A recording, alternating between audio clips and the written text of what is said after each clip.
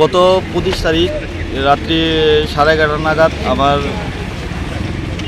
Relative, আমার পিসাতো বোন, ওনার বড় মেয়ের বাড়ি দস্যুরঘাট থেকে নিমন্ত্রণ খেয়ে বাড়ি যাওয়ার সময় চন্দ্রপুর বাস স্ট্যান্ডের কাছাকাছি ট্রাফিক পয়েন্টের এখানে তারা এই পাশ দিয়ে যাচ্ছিলো। ওইখান থেকে আসা একটু দ্রুতগতি গাড়ি তাদেরকে ওভার স্পিডে আরেকটা গাড়িকে ওভারটেক করে তারপর তাদেরকে পিছিয়ে দিয়েছে।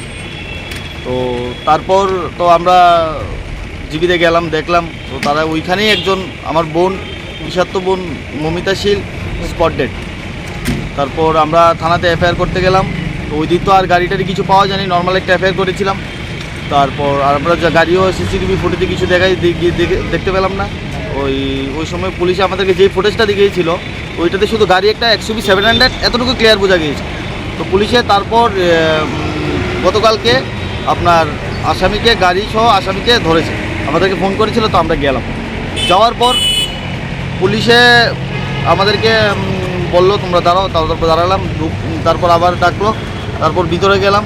তারপর পুলিশ আমাদেরকে বলল যে ওনাদের একজন লয়ার পরিচিত কি নাম জানি না, ওনাদের লয়ার দিয়ে আমরা কাজটা করাতাম, ওনাদের লয়ার দিয়ে আমরা কেসটা চালাতাম, এইভাবে বলছে। মানে এক ধরনের প্রেশারাইজ একটা মানুষ। পুলিশ মানে আপনাদের প্রেশারাইজ করছে? আমাদের প্রেশারাইজ করছে একজন উকিল, একজন মোহরি, হয়তো সম্ভবত মোহরি, আমি চিনি না, বলেছে। তারপর বলছে আমরা অনেক কষ্ট করে বের করেছি, ইনভেস্টিগেশন করেছি। তো তার জন্য ওনার কথা শুনতে হবে, ওনার কথা শুনে ওনার উকিল দিয়ে কাজ করাতে হবে। কে বলছে কথাটা? এটা বলেছে সৈকত কি জানি, নামটা দেখে বলতে পারবো আমি, সৈকত কি জানি নামটা, এসআই হয়তো বা এসআই হবে। তারপর ওনারা বলছে, আমি বলছি না আমার জানা উকিল আছে, আমরা কথা হয়েছে। না আমরা এত কিছু করলাম, তারপর মিষ্টিটা অন্য কিছু খেয়ে যাবে, এইভাবে বলছে। ওনার একজন মারা গেছে, ওনার কোনো ইয়ে নেই, ওনারা এভাবে বলেছে।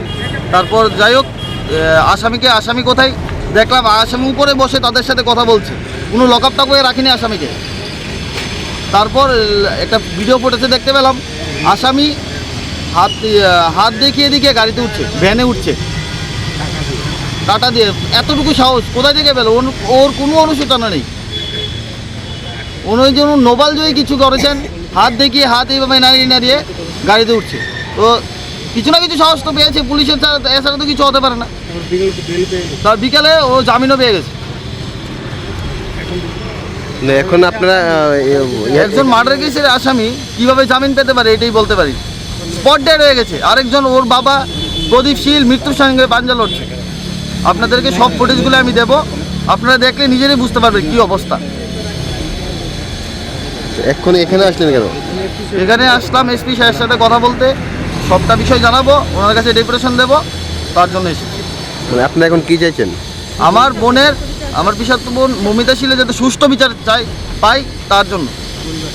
পরিবারটা তো সব শেষ হয়ে গেল, আর কেউ নেই পরিবারে, মা তো একটা পাগলের মতন হয়ে গেছে। আপনার কি মনে হচ্ছে পুলিশ যেহেতু এই ধরনের কথা বলছে সুষ্ঠু বিচার পাওয়া যাবে? তার জন্যই তো এসপি স্যারের কাছে এসেছি, দেখা যাক বাকিটা কি হয়।